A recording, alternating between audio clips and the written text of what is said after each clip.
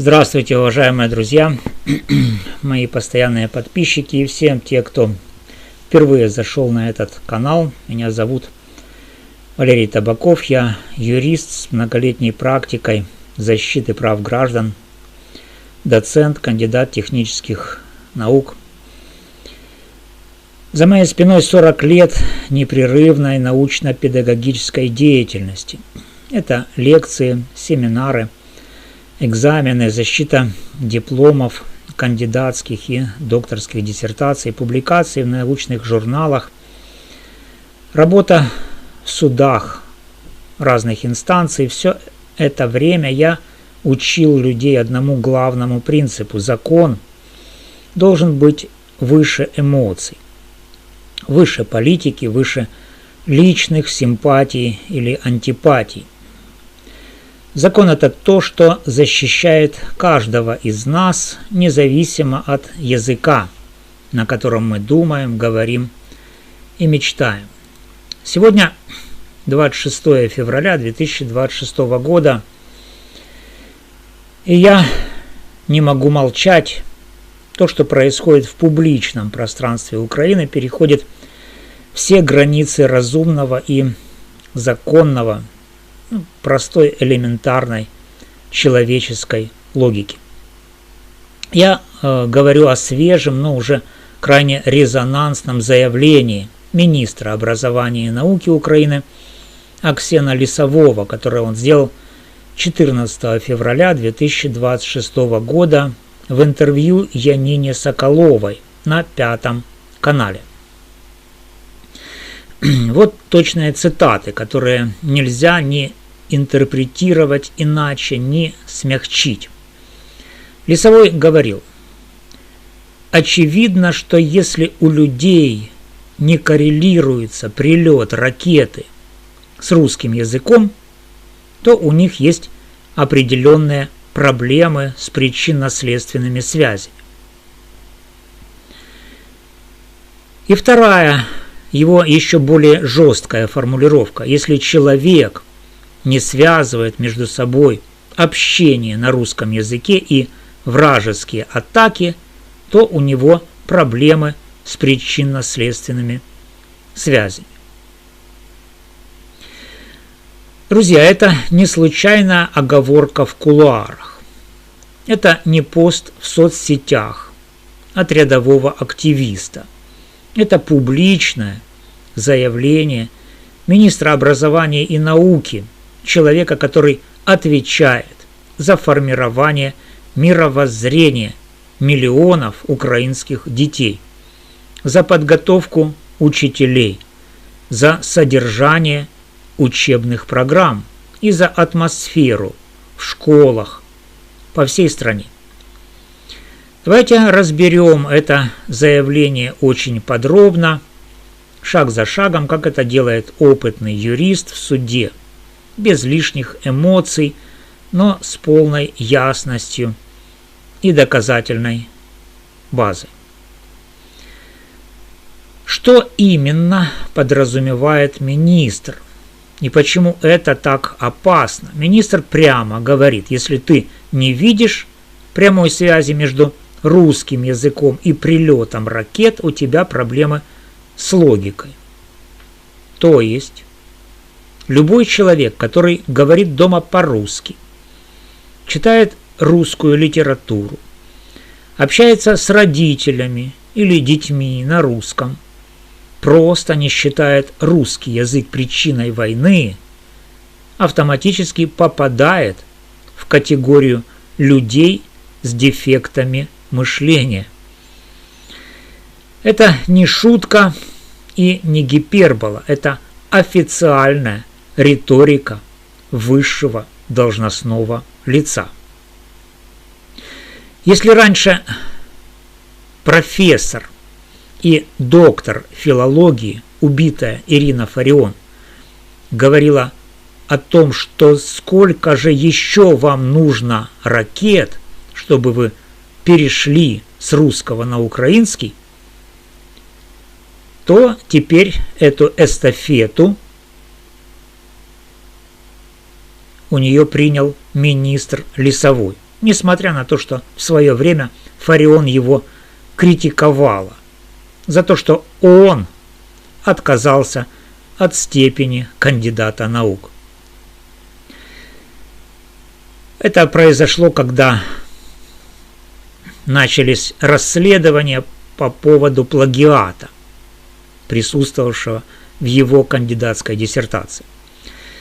Но идем далее. Он, таким образом, Лисовой остался министром, и сейчас он называет русский язык оружием, которое использовалось против Украины и инструментом культурного геноцида и этноцида. Он требует, чтобы в школах было 100% украинского языка даже на переменах, в учительских, в разговорах с родителями. Все остальное он называет лицемерной моделью и неприемлемым с точки зрения этики. Друзья, это уже не просто языковая политика. Это попытка тотального идеологического контроля над мышлением и речью миллионов граждан. В чем же здесь проблема? Начнем с основного закона страны. Статья 24 Конституции Украины «Равенство прав и свобод» устанавливает, что граждане имеют равные конституционные права и свободы и равны перед законом. Не может быть привилегий или ограничений по признакам расы, цвета кожи, политических, религиозных и других убеждений, пола, этнического и социального происхождения, имущественного положения, места жительства, по языковым или иным признакам. Здесь четко запрещено любое ограничение прав по языковому признаку, а министр Лисовой именно это и делает. Нарушая Конституцию Украины, он ставит русскоязычных в заведомо худшее положение, объявляя их речь причиной войны и доказательством проблем с логикой. Это классическая дискриминация, причем публичная и системная. Статья 10 Конституции о языке. Государственным языком в Украине является украинский язык. Государство обеспечивает всестороннее развитие и функционирование украинского языка во всех сферах общественной жизни на всей территории Украины. В Украине гарантируется свободное развитие, использование и защита русского, других языков национальных меньшинств Украины. Друзья, гарантируется защита, а не стигматизация. Министр же, нарушая Конституцию Украины, объявляет русский язык опасным, враждебным и связанным с агрессией. Это прямое отрицание конституционной гарантии защиты. Статья 34 Конституции «Свобода мысли и слова». Каждому гарантируется свобода мысли и слова, свободное выражение своих взглядов и убеждений. Каждый имеет право свободно собирать, хранить, использовать и распространять информацию. Министр фактически требует запретить даже бытовое использование русского в школьной среде. И это уже ограничение свободы мысли и слова. Что касается уголовной ответственности по статье 161 Уголовного кодекса Украины. Часть 1 статьи 161 Уголовного кодекса устанавливает: умышленные действия, направленные на разжигание национальной, расовой или религиозной вражды и ненависти, на унижение национальной чести и достоинства граждан в связи с их языковыми признаками, а также на прямое и косвенное ограничение прав или установление прямых или косвенных привилегий граждан по языковым признакам, в частности. Наказание. Штраф от 200 до 500 необлагаемых минимумов. Исправительные работы. Ограничение свободы до 5 лет или лишение свободы до 3 лет с лишением права занимать определенные должности до 3 лет. Часть 2, которая касается лесового. Те же действия, совершенные должностным лицом с использованием служебного положения. Наказание ужесточается. Все элементы здесь состава преступления налицо. Действие умышленное и публичное. Направлено на разжигание вражды и ненависти по языковому признаку. Унижает честь и достоинство русскоязычных граждан. Устанавливает косвенное ограничение прав. Давление на учителей, родителей, школьников. Совершено должностным лицом высшего ранга. За посты в Telegram или Facebook с гораздо меньшей жестокостью людей уже привлекали по этой статье. Здесь же целый министр на национальном телевидении. Есть также и дополнительные составы преступлений, которые тоже применимы. Статья 364 Уголовного кодекса. Злоупотребление властью или служебным положением, использование должности для продвижения дискриминационной политики. Следующее. Статья 436.2 Уголовного кодекса. Оправдание, признание правомерной, отрицание вооруженной агрессии РФ. Если министр связывает русский язык с агрессией, то критика такого подхода может быть перевернута против критиков. И это уже опасный прецедент. Гражданско-правовая ответственность. Статья 277 Гражданского кодекса. Защита чести, достоинства, деловой репутации. Русскоязычные организации, учителя, родители могут подать коллективный иск о компенсации морального вреда. Международное право. Нарушение статей 26 и 27 Международного пакта о гражданских и политических правах. Запрет дискриминации. Рамочной конвенции Совета Европы о защите национальных меньшинств. Европейской хартии региональных языков, хотя русский недавно исключили из списка защищаемых. Об этом отдельно. Ну а теперь ответы на самые частые возражения и вопросы по этому поводу. Вопрос первый.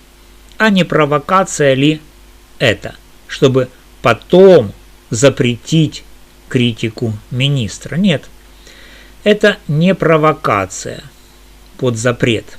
Это откровенная эскалация государственной, русофобской риторики. Критиковать такие заявления министра лесового полностью законно, если критика аргументирована, основана на фактах и не содержит прямых угроз насилия. Свобода слова в отношении публичных должностных лиц защищена Конституцией и практикой Европейского суда по правам человека. Дела Лингенс против Австрии, Абершлик против Австрии и десятки других. Даже очень жесткая критика допустима. Вопрос 2. А правда, что недавно приняли закон, по которому за критику чиновников теперь уголовка? Нет. Это миф или сознательная дезинформация. По состоянию на 26 февраля 2026 года никакого нового закона, вводящего уголовную ответственность именно за критику чиновников, не принимали. Есть только законопроект номер 14372, зарегистрированный 12 января 2026 года. Он предлагает усилить статью 346 Уголовного кодекса ответственность за публичные призывы к насилию, угрозы убийством или тяжким вредом здоровью в адрес президента, министров, судей, правоохранителей и их семей, в том числе в интернете. Это касается угроз и насилия, а не критики, анализа, осуждения или даже оскорблений. Законопроект пока не проголосован, не принят и не подписан. Клевета декриминализирована с 2014 года. Оскорбление максимум административка по Кодексу об административных правонарушениях.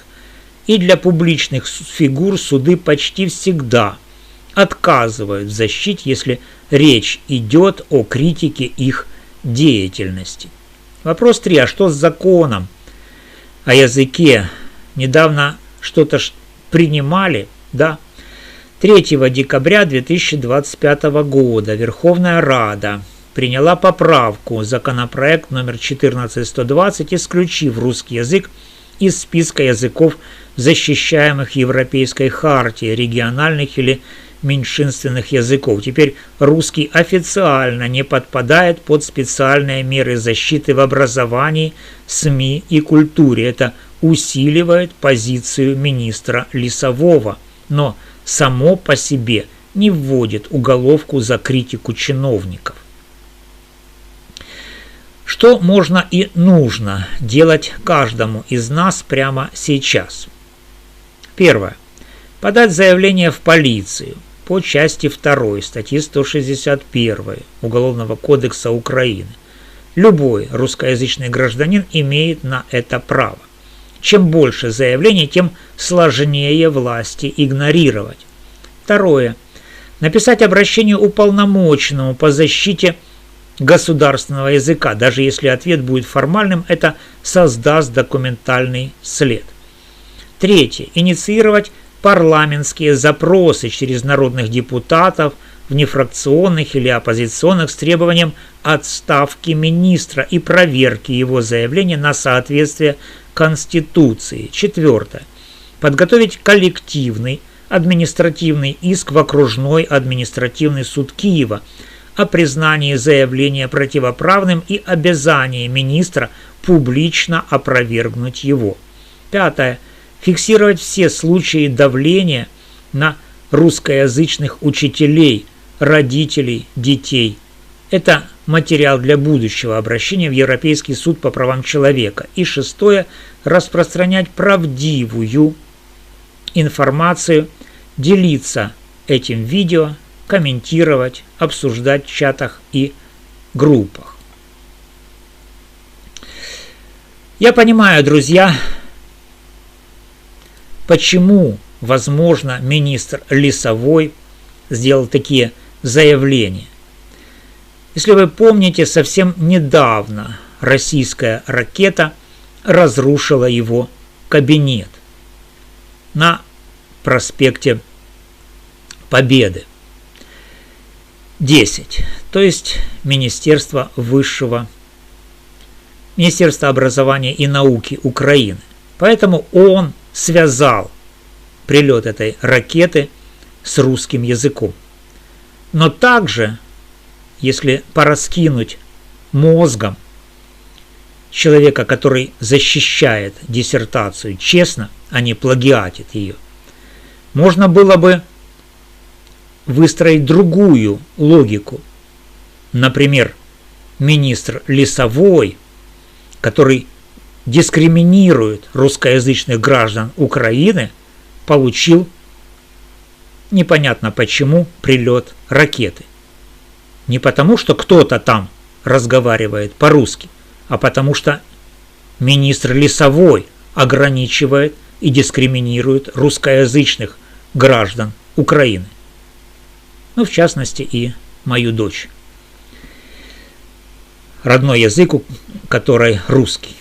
Друзья, итак, это не просто слова министра, это официальная риторика, которая создает правовую и моральную основу для дальнейшей дискриминации, увольнений, травли и сегрегации миллионов людей только за то, что их родной язык русский.